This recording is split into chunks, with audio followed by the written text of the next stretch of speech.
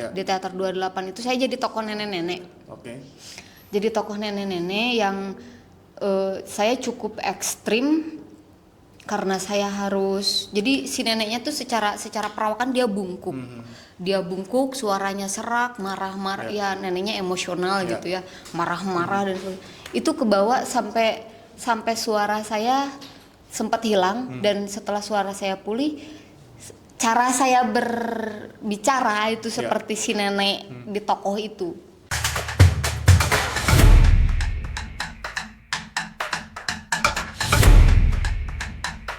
Assalamualaikum warahmatullahi wabarakatuh. Selamat berjumpa kembali di podcast Ruang Publik. Di edisi kali ini spesial saya mendatangkan seorang aktor teater film di Tasikmalaya yang jam terbangnya sudah mumpuni lah ya. Saya juga ingin banyak menggali terkait bagaimana proses kreatif, lalu juga geliat kawan-kawan teater di Tasikmalaya. Mungkin juga ke depan kita akan perbanyak lagi dengan narasumber-narasumber yang lain. Dan sudah hadir bersama saya Teh Rika. Sehat Teh Rika? Waalaikumsalam. Alhamdulillah sehat. Nama aslinya Teh saha Teh Rika leres? Leres, nami asli Rika Mustikawati. Soalnya dinyana ikok abiningan. Ya ini, ya wias gado-gadonya nyari. Yos, santai. Jadi nami abi teh seueur. Tergantung di mana nongkrong sareng nangkring. Gitu. Nah, termasuk yang ikok ini datangnya dari mana nama ikok? Sebenarnya nama ikok mah datangnya teh dari tongkrongan ngopi. Gitu. Jadi bukan dari kelompok teater? Bukan, gitu, dari tongkrongan ngopi, dari abang-abangan gitu. Jadi lebih akrab. Terus kenapa itu di baju resmi ini dikasih nama ikok? Karena awalnya agar panggilannya lebih akrab aja. Tapi kalau untuk nama panggung, untuk sekarang saya memakai nama R Mustika. Tapi pernah pakai nama panggung dengan? Pernah. Ya soalnya saya pernah lihat di template player Numana gitu. Naskah apa gitu. Berarti Teh Rika mulai sejak kapan nih tertarik ke dunia teater, dan apa sih yang bikin jigana urang teh cocok di teater gitu? Mulai suka sama teater itu ya awalnya gara-gara nonton kelompok teater Ambang Wuruk. Legend pisan. Waktu sabi SMP. Ningali pementasan Ambang Wuruk anu judulnya Di Puncak Gunung Nun.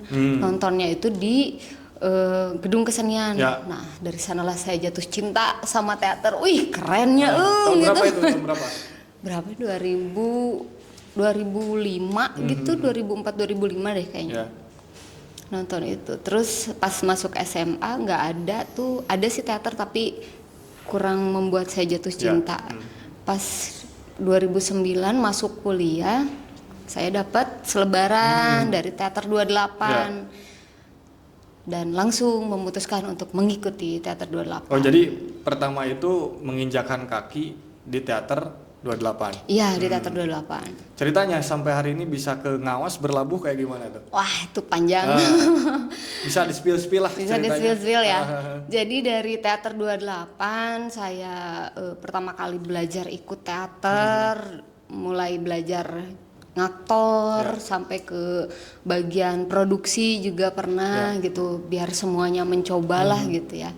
Terus lulus dari 28, saya kan kerja tuh kepotong tuh lumayan, kerja di Bandung. Selesai kerja di Bandung, kembali lagi ke Tasik, bingung ya, mau ke 28 lagi isinya mahasiswa, sedangkan saya sudah kategori emak-emak ya waktu itu. Gitu, jadi akhirnya waktu itu kebetulan memang ada ini arisan teater. Arisan teater. Di Tasik tuh ada arisan teater, ikutanlah saya tuh untuk kembali ngalalanya deunya gitu di teater, ikutan arisan teater. Terus ternyata ada Ngawas Art, akhirnya saya gabung ke sana. Dulu pertama kali gabung ke Ngawas itu pementasan Nuning Bacok. Nuning Bacok. Judulnya Nuning Bacok. Bacok. Nuning Bacok. asik. Nukia dah gini masalah. Oke. Itu untuk pementasan charity kan ya. Dulu ya. untuk Kang Wan Orlet kebetulan almarhum. Ya. Dari sana ternyata asik juga ya ternyata di Ngawas Art yang akhirnya saya memutuskan untuk ikut berproses di sana sampai sekarang. Gitu. Wan Orlet, seorang legend. Wah, legend banget. Legendnya Pisan. dulu ada siapa? Abah siapa dulu teh? Selain yang ini saya agak sering dikit ya. Meninggalnya itu bukan berbarengan, berurutan sama almarhum bapak saya, sama juga dari Ambang Uruk. Jadi kalau ngomong teater sebetulnya kayak melihat masa lalu yang jauh gitu. Aduh. Kalau buat saya ya, anjay. Mantap. Oke teh. next. Berarti di Ngawas Art itu yang pertama dipentaskan Nuning Bacok. Nuning Bacok. Kesan apa yang didapat tuh waktu itu? Kesannya itu sangat capek sekali. Karena memang di naskah Nuning Bacok ini saya nyanyi 9 lagu. Ya, saya ingat tuh. Jadi ini teh pementasan teater apa konser gitu di kepala saya kan. Tapi memang sangat kompleks dan yang berkesan itu kami tidak menggunakan tiket, tapi sistemnya sawer. Ya, sawer ya. Jadi saya jadi biduan di sawer-sawer gitu. Tapi memang seru dan ternyata di luar ekspektasi dibandingkan dengan tiket. Ya. Saya dapat sawer tuh lebih banyak mungkin karena memang charity juga gitu. Dan sangat bejubel sampai penonton tidak bisa masuk studio. Itu sih yang sangat berkesan. Dulu teh lawan mainnya siapa? Case ya. Nanti Case. satu saat harus ada juga di sini. Siap-siap teh Case. Kalau saya sama Case sudah sering collab di panggung. Terutama pantomim dulu lah, beberapa panggung. Setelah berproses di teater, mungkin kan kelihatan nih. Kira-kira buat yang sekarang mulai merasa dirinya tertarik dengan dunia keaktoran ya, nanti lebih jauhnya ke teater, apa sih yang harus dipersiapkan teh untuk menjadi seorang aktor gitu? Untuk jadi seorang aktor yang paling utama adalah fisik dan mental. Itu kalau aktor teater ya. Kalau Iya. aktor film kan beda lagi ya. Kalau aktor film beda lagi. Iya. Kalau aktor teater ya fisik dan mental, lalu kesadaran tubuh, Iya. juga pengendalian emosi Iya. itu hal dasar yang memang harus dimiliki. Kenapa sampai ke fisik dan mental ya? Karena kalau secara ideal pementasan teater itu kan prosesnya itu secara ideal ya. 3 bulan kan. 3 bulan dengan rentang latihan yang bisa 3 kali seminggu, 2 kali seminggu, atau bahkan setiap hari gitu kan, tergantung sutradara dan tim produksinya ya. Itu kan kita nggak tahu tuh selama 3 bulan ini apakah akan sehat terus atau kena flu atau apapun itu gitu. Jadi ya itu sih yang mental berarti ya. mental juga karena kita nggak tahu apakah kita diganti. Sudah setengah perjalanan latihan tiba-tiba kamu ganti katanya. Itu kan. Tapi kan itu mah hak prerogatifnya. Hak prerogatif tentu si saja sutradara. karena dia juga kan sutradara pasti punya penilaian tertentu. Tapi pernah sampai gitu teh? Pernah. Ketus banget ya. Aduh aku lupa ya naskah apa. Cuman karena sakit. Waktu Ambu Hawuk dulu, iya 2012, 2013 Ambu Hawuk itu. Karena saya kurang menjaga kondisi tubuh, sedangkan alhamdulillahnya saat itu saya kuliah sebagai mahasiswa, bekerja, lalu ikut pementasan sebagai aktor. Sakit, kena tipes dong. Lalu izin, ternyata pas balik lagi sudah ada gantinya dan itu sangat nyelkit deg banget gitunya kan ada dana tuh lumayan. Oke. Nah kalau ngomong perbedaan kan Terika juga saya lihat di beberapa naskah film juga sempat produksi ya, main gitu. Yang mencolok perbedaannya apa teh? Bisa diguar tuh ya Tata? Rada inilah ya, kalau di film kayaknya saya cuma di flyer-flyer aja. Kalau untuk langsung di satu film utuh kayaknya belum gitu. Ini agak di disclaimer dulu. Nanti ada yang protes. Nanti cina. Tapi alhamdulillah insya Allah kalau misalnya ada yang mau ngajak main film mah insya Allah saya sanggup dan alhamdulillah sekali. Okay. Nah perbedaan mungkin yang dirasain apa? Kan terbatasnya adikku kamera mah gerak deh kan. Adina panggung kan justru harus ekspresif gitu. Gimana teh? Kalau misalnya kemarin lah ya, bicara sedikit nih mungkin pengalaman kemarin terakhir saya itu paling di video klip. Kalau video klip ya kemarin saya sempet jadi di video klip dari band Ciamis. Dari band Ciamis boleh disebut nama bandnya? Boleh. Nama bandnya Au Revoir, ditulisnya begitu, dibacanya Au Revoir. So ini ya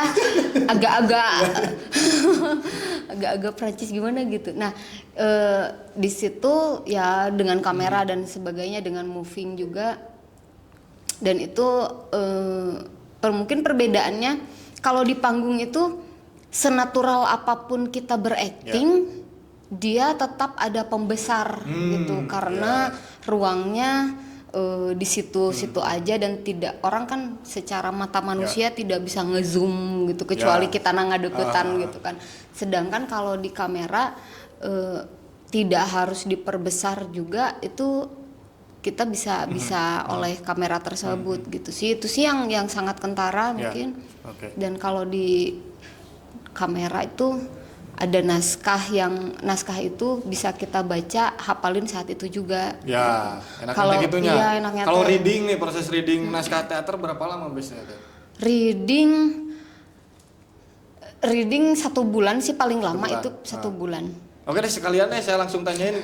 Ini nih, kan ada juga, termasuk saya ya. Saya juga sempat ngerasa dosa di teater itu karena sempat ngasuh beberapa anak sekolah yang emang karena kondisi dan situasi, lalu juga keadaan, lah, orang kepaksa nunjuk naskahna, orang nunjuk sutradaraan gitu. Itu kan mungkin ada prosedur yang memang harus dijalankan gitu. Nah mungkin bisa dikasih tahu ke teman-teman bagaimana sih produksi teater yang baik dan benar itu gitu, dari awal sampai akhir gitu. Wah, oke. Untuk produksi teater dari awal sampai akhir yang ideal ya. Kalau yang ideal mungkin kita menentukan dulu temanya nih, gitu. Temanya apakah mau disesuaikan dengan isu yang sedang berkembang di masyarakat sekarang, atau enggak deh gitu. Ada juga kan yang subjektif, aku suka naskah yang ini, mari kita garap, ada juga yang begitu gitu. Mungkin tema sih, setelah tema baru ke reading, direadingkan dulu setelah dapat naskah setelah tema dapat naskah, direadingkan dulu. Setelah itu biasanya masuk ke casting. Casting dulu gitu, siapa aktornya, sebagai apa tokohnya, biasanya begitu. Setelah casting baru kita menentukan kira-kira nih properti apa aja yang dibutuhkan, setting dan sebagainya. Lalu sudah juga mempersiapkan juga kru untuk tim produksi tim produksi, keproduksiannya. Begitu sih Pak. Lalu sampai pasca itu gimana?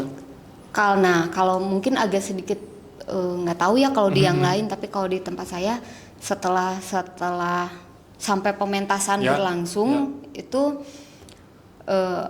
ada istilahnya menguburkan tokoh gitu. Jadi agar kita bisa lepas. Kalau aku mau menguburkan tokoh. Jadi aku misal memerankan satu tokoh nih. Nah tokoh ini harus kita rilis agar dia tidak tetap nempel di kita gitu. Kan lumayan ya, karena jadi satu tokoh bagi seorang aktor itu kan butuh yang namanya penjiwaan. Iya, penjiwaan, pencarian, observasi kan? Observasi. Dan itu kan menjadikan kebiasaan baru bagi tubuh bahkan jiwa aktor tersebut. Ya, saya juga pernah ngobrol sama beberapa aktor, ada kasus-kasus yang kayak dia nggak bisa gitu kan. Sekarang kan ya saya tahu lah totalitasnya orang teater itu kayak gimana. Kalau dia dapat peran sebagai EA gitu ya, dia turun langsung kan. Dan pokoknya totalitas lah. Dan biasanya mungkin Teteh berdasarkan pengalaman, tipsnya untuk melepaskan itu kayak gimana? Tipsnya untuk melepaskan, kalau saya dari awalnya biasanya, dari awalnya itu ketika dapat casting, oke, kamu menjadi, harus pakai analogi ya, biar lebih gini deh. kayak misal kemarin yang waktu sama Akavi, Ya. sama Akavi itu saya di Orang Kasar. Itu menjadi perempuan yang ditinggal mati suaminya dan itu dia sangat sangat perempuan mandiri, kuat, keras kepala gitu. Dan itu saya observasi langsung, enggak langsung, maksudnya saya observasi mencari sosok siapa nih gitu.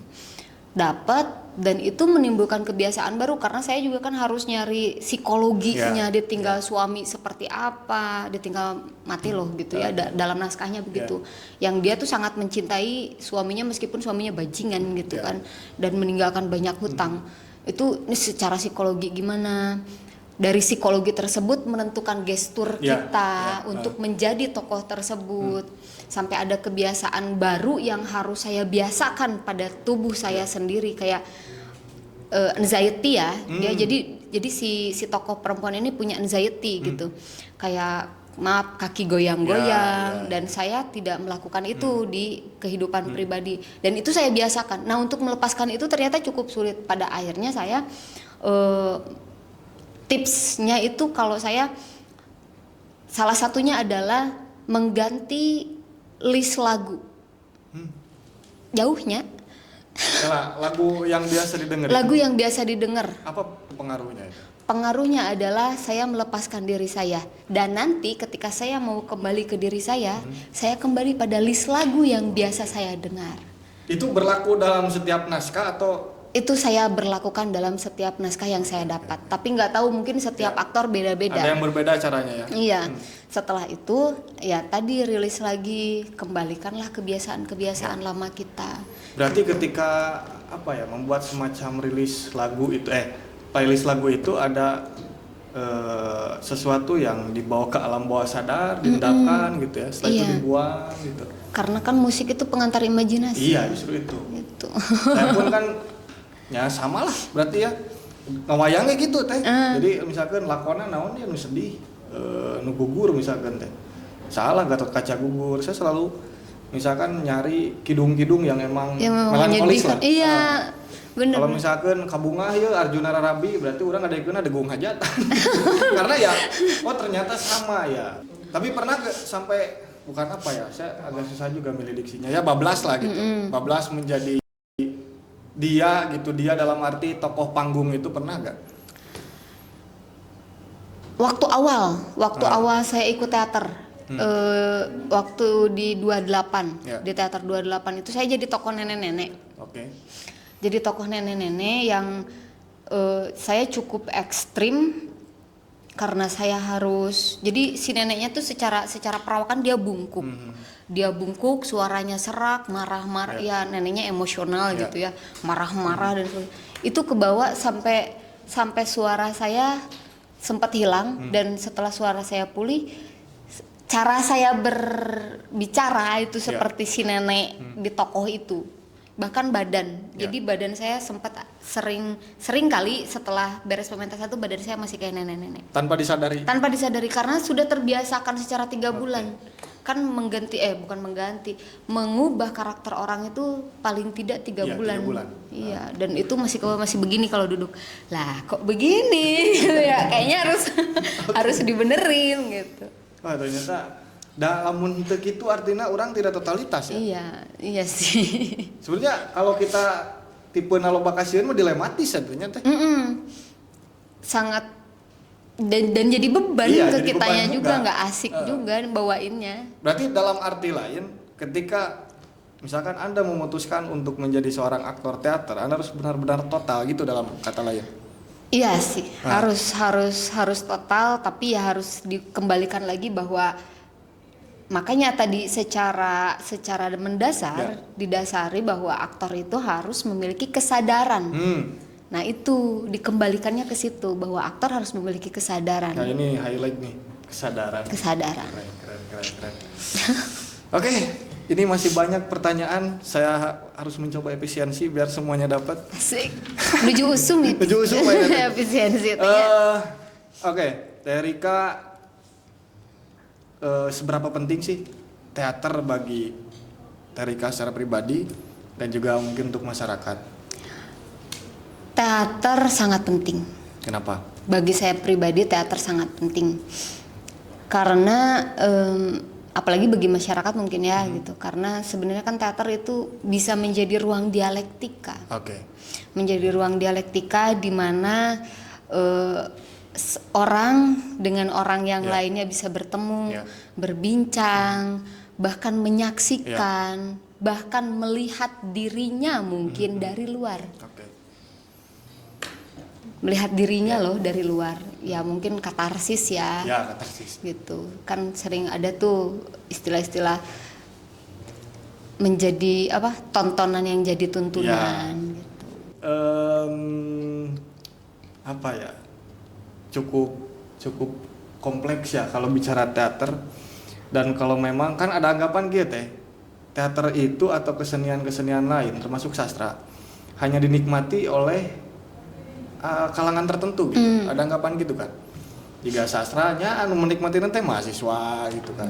Sebenarnya kalau ada pernyataan bahwa ya orangnya eksklusif lah ya misal eksklusif, hanya yang tahu-tahu aja misal, tapi kan sebenarnya di kita aja ya dulu, ini bukan mau ngomong dulu gitu ya, cuma maksudnya Sunda juga udah punya loh pementasan gitu kan dulu, mau itu apa Gending Karasmen lah atau bahkan ya wayang yang antusiasmenya begitu besar, itu juga kan sebuah pementasan loh. Kalau berbicara perkembangan ya, karena saya harus tanyakan ini ke Terika. Saya melihat Terika ini kalau dalam kacamata saya yang paling produktif lah di Tasik hari-hari ini ya. Aduh, ya Allah. Nah, kita pilih dulu antara aktornya dan teater. Kalau melihat perkembangan keaktoran itu gimana di Tasik?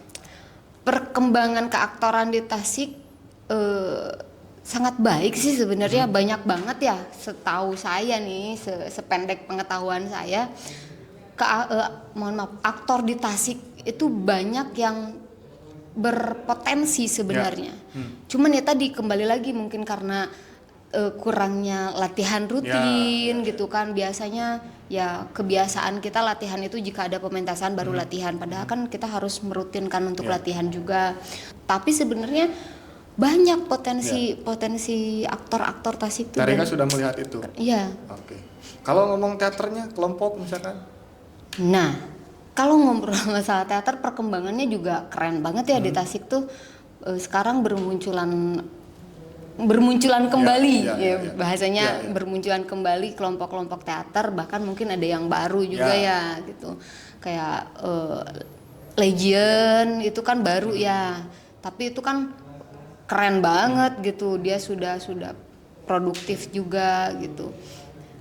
Jadi ya harus kembali lagi pada tadi sih, mungkin kita bisa melakukan kolaborasi mungkin antar kelompok teater gitu. Seperti yang pernah dilakukan di tahun 2012 itu kan asik banget ya. Jadi boom banget. Jadi kita bisa saling tukar pikiran atau bahkan siapa tahu dari kelompok satu dengan kelompok lainnya bisa sharing, oh kita mah di latihan tuh biar efektif tuh seperti ini gitu kan, bisa sharing-sharing seperti itu kan, keren ya. Gitu sih. Mengerucut lagi ke proses, pernah gak ada yang dirasa paling sulit gitu itu naskah nepi ka jengkel karena naskah itu Setiap naskah tuh sulit ya, karena kita ulah nganggap enteng ya.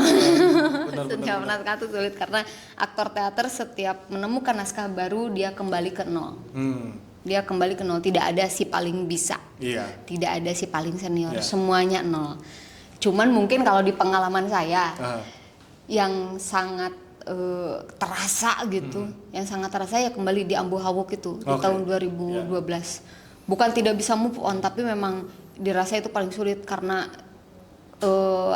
kendalanya itu bukan hanya dari secara eksternal tapi secara internal juga. Kayak kalau misal aktor melakukan observasinya kemana? Ya benar.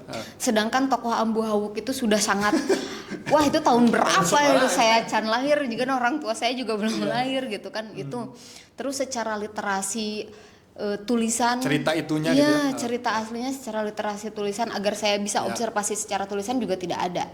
Adanya secara lisan, yang itu secara lisan orang satu dengan orang lain berbeda gitu kan. Terus ya tadi kondisi tubuh yang sangat capek karena waktu Ambo Hawuk itu kita tidak menggunakan properti sama sekali. Ya. Jadi semuanya menggunakan tubuh, Ya. menggunakan tubuh aktor. Dan itu cukup melelahkan karena ada tarian, ada nyanyian, ada silatnya juga gitu ya. Ada adegan perang yang memang itu dilakukan gitu dengan berbagai trik. Jadi memang sangat melelahkan secara fisik dan mental. Dan ya. Oke, sejauh ini bersama Ngawas Art nih. Ini Ngawas Art ini keren ini. Selalu paling produktif dan juga selalu membawa nama Tasik. Ini gimana nih pengalaman di sana, proses kreatifnya sejauh ini? Sejauh ini memang kita alhamdulillah masih produktif. Dengan kelelahan teman-teman Ngaos, dengan drama-drama pribadinya ya pastilah ya yang namanya komunitas itu kan terdiri dari beberapa personal yang dia memiliki drama pribadinya dari kehidupan pribadinya tentu saja gitu, dan itu kan sangat berpengaruh kalau dalam satu komunitas ya. Tapi alhamdulillahnya masih bisa berproses, masih ada lah ya, masih ada gitu. Bukan pembuktian lah, masih ada lah di kiprah perteateran mungkin kita masih ada di sana gitu. Yang sekarang sedang berjalan apa di sana teh? Yang sekarang berjalan itu mempersiapkan untuk pergi ke Lanjong Art Festival di Kalimantan, di Kutai Kertanegara. Naskah yang dibawa apa? Itu naskahnya yang menulisnya adalah kebetulan Bapak B. Asmarandana. Naskahnya kalau yang dibawa ke sana itu ini made in China. Made in China, oke. Kalau untuk yang lombakan bukan yang itu, beda lagi gitu. Terika salah satu aktor di naskah itu atau gimana? Kalau made in China yang sekarang yang dibawa ke sana saya tidak jadi aktor, tapi saya kemungkinan menjadi kru insya Allah kalau ada umur dan rezekinya berangkat itu menjadi tim lah. Kalau made in China tapi pernah saya mainkan dulu enggak dulu juga sih, baru kemarin di Ngaos, kebetulan mentasnya di Ngaos. Teman main saya adalah Kahfi waktu itu, naskahnya made in China. Kalau yang sekarang bukan saya. Sebelum ini nih ke pertanyaan yang lebih mendasar. Yang dirasakan setelah sekian tahun berada di dunia teater, mungkin ada satu suasana batinia atau semacam aktualisasi diri yang berbeda. Sejauh ini apa yang dirasain teh? Alhamdulillah saya merasa lebih baik karena ternyata teater bagi saya itu semacam ini ya, terapi. Semacam terapi di mana saya bisa mengekspresikan diri, di mana saya bisa curhat colongan. Mungkin ada naskah yang sedang relevan dengan kehidupan saya, kan lumayan tuh bisa curhat juga di situ ya. banyak loh yang begitu. Dan ada istilah begini, jika teater tidak membuatmu lebih baik maka tinggalkan. Tapi pernah teh relate dengan kehidupan? Ada, pernah. Pernah ada. Tapi itu sangat pribadi mungkin kita skip aja lah. Ada harapan mungkin terkait dengan perkembangan, terutama ya kita ngomong segmentasi milenial dan Gen Z aja lah ke depan, Tasikmalaya harus seperti apa gitu. Di ranah teater ya tentu saja. Ya. Harapannya sih ya ranah-ranah remaja lah ya, remaja sekarang lebih berani untuk mencari tempat-tempat berekspresi, terutama mungkin teater, karena banyak sekali komunitas-komunitas teater di Tasikmalaya yang bukan berupa lembaga, maksudnya bukan yang tidak terikat lembaga, misal contoh Teater 28 kan itu kan Unsil punya gitu ya, Universitas Siliwangi punya. Terus udah saya mah tuh bukan mahasiswa Unsil misal gitu. Saya mau masuk teater, mau kemana nih, masa ikut ke Unsil, ya tanyakan dulu apakah boleh nih di 28. Kalau boleh ya silakan aja mungkin itu. Tapi kalau misalnya mau mencari second opinionnya, nyari pilihan lainnya itu banyak kok. Ada cermin mungkin, ada dongkrak, ada ngaos art salah satunya gitu. Yang memang justru komunitas-komunitas seperti ini yang bingung biasanya bingung untuk regenerasi. Ya justru itu ya. Iya, karena kalau misal kayak Teater 28 insya Allah pasti terus beregenerasi karena kampusnya aya gitu kan. Sedangkan kayak misalnya cermin atau mungkin ngaos itu bahkan dongkrak itu regenerasinya dari mana kalau bukan remaja itu sendiri yang datang atau alamiah, alamiah sangat organik sekali gitu. Kalau mau gabung misalkan ke Ngaos, itu sistem perekrutannya di sana gimana? Kalau mau gabung ke Ngaos sangat mudah sebenarnya, tinggal datang dan ikut berproses. Hanya itu syaratnya. Sakitunya. Kudu mau KTP. Sakitu ti pusat mah. Sakitu. Ti pusat datang aja ke Ngaos dan konsisten untuk ikut berproses. Jangan punya pikiran, aduh udah saya mah nggak pernah ngacting. Ya memang orang yang datang ke Ngaos semuanya pernah ngacting. Nggak juga kok gitu. Orang yang menjadi pernah ngacting juga awalnya nggak pernah ngacting kok Pak gitu. Kalau sekarang di sana ada berapa orang yang produktif? Yang produktif lebih kurang 17 karena yang mau berangkat ke Kalimantan yang terdata 17, tapi tidak semua berangkat itu gitu karena ada yang terbentur kerjaan nggak bisa berangkat atau apa gitu. Oke, pokoknya ini yang ke Kalimantan kita doakan ya, yang terbaik lah. Amin. Ini bawa nama Tasik nih. Amin. Harus kita support. Oke, sebelum ke akhir, ini ada 5 pertanyaan. Budak teater di bawah kekiaan ke saya. Duh, tolong dijawab dengan cepat ya. Ois, oke. Teh Rika, desa atau kota? Desa. Kenapa? Lebih damai. Lebih damai. Oke, lalu jadi aktor atau tim produksi? Jadi aktor. Jadi aktor. Oke, kalau gitu saya pertanyaannya ubah. Kalau misalkan jadi tim produksi, lebih baik di penata lampu atau artistik? Lampu. Kenapa? Menciptakan suasana. Tadi kalau aktor kenapa? Ekspresi diri. Ekspresi diri. Oke, berarti Andi tukang mah tuh berekspresi atau gimana? Oh, sangat berekspresi, sangat berekspresi. Cuma saya mengukur diri dengan kesadaran bahwa kalau jadi artistik, apakah saya mampu sangat artistik kerja keras loh Pak. Bahkan namanya bisa ya berbulan-bulan lah. Asli berbulan-bulan, bahkan aktor bisa tidur, artistik masih gedak. Datang ke lokasi itu kan aktor mesti rahat. Iya, itu saya mengukur diri saya. Oke, bakso atau sate? Sate. Kenapa? Prosesnya pendek dan lebih original kayak sate. Satu lagi ini yang harus dijawab karena berkaitan dengan konspirasi dunia. Wih, berat nggak tuh? Bubur diaduk atau tidak diaduk? Ayo. Aku diaduk. Wah, iya, kunaon? Karena teater juga kerja kolektif. Oh, jadi dirinya ya filosofisnya. Iya. Kalau saya mah gak diaduk karena kenapa? Mencintai estetika. Mis dijieun eta teh tukang artistik, tukang bubur tadi tataan kurang dihancurkeun gitu. Berarti diaduk ya? Diaduk. Oke. Tapi esensinya tapi dua-duanya punya esensi dong. Iya, benar. Oke. Teh Rika, sayang sekali waktunya. Mudah-mudahan kita di lain kesempatan bisa kembali memperdalam perbincangan ini. Insya Allah. Terima kasih sudah mengundang saya ke sini. Saya sangat senang dan merasa bangga juga terhormat sekali. Terima kasih semuanya. Sampai jumpa di podcast Ruang Publik berikutnya. Assalamualaikum warahmatullahi wabarakatuh. Assalamualaikum.